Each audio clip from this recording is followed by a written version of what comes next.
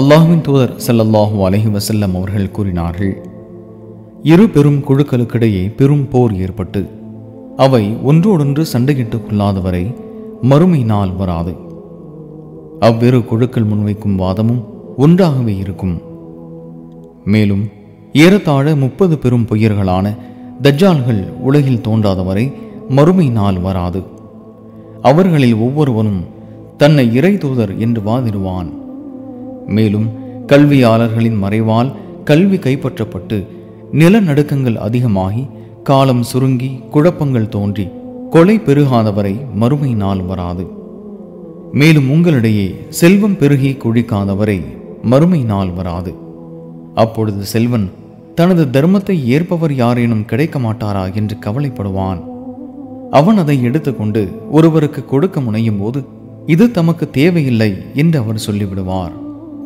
மேலும் மக்கள் கட்டடங்களை உயரமாக கட்டாதவரை மறுமை நாள் வராது.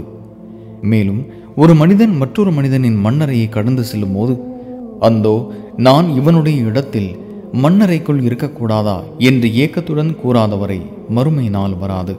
சூரியன் மேற்கு திசையிலிருந்து உதயமாகாதவரை மறுமை நாள் வராது.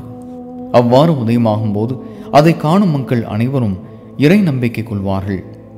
ஆனால் அதற்கு முன்பே இறை நம்பிக்கை கொள்ளாத அல்லது இறை நம்பிக்கை கொண்டும் நற்செயல் எதுவும் புரியாத எந்த மனிதனும் அப்பொழுது நம்பிக்கை கொள்வது அவனுக்கு பயனளிக்காத நேரமாக இருக்கும். 2 பேர் தங்களுக்கு முன்னே தங்கள் துணிகளை வியாபாரத்திற்காக விரித்து வைத்திருப்பார்கள். அந்த துணியை வியாபாரம் செய்திருக்கவும் மாட்டார்கள், அதை சுருட்டி வைத்திருக்கவும் மாட்டார்கள். அதற்குள் மறுமை நாள் வந்துவிடும். ஒருவர் தமது ஒட்டகத்தில் பாலை கறந்து எடுத்துக்கொண்டு அப்பொழுதுதான் திரும்பியிருப்பார்.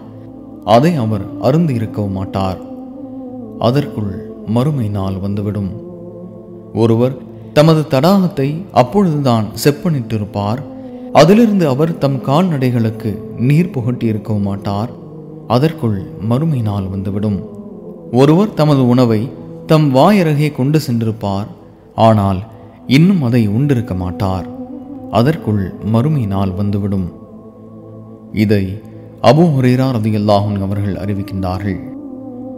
சஹீஹுல் புகாரி 7121.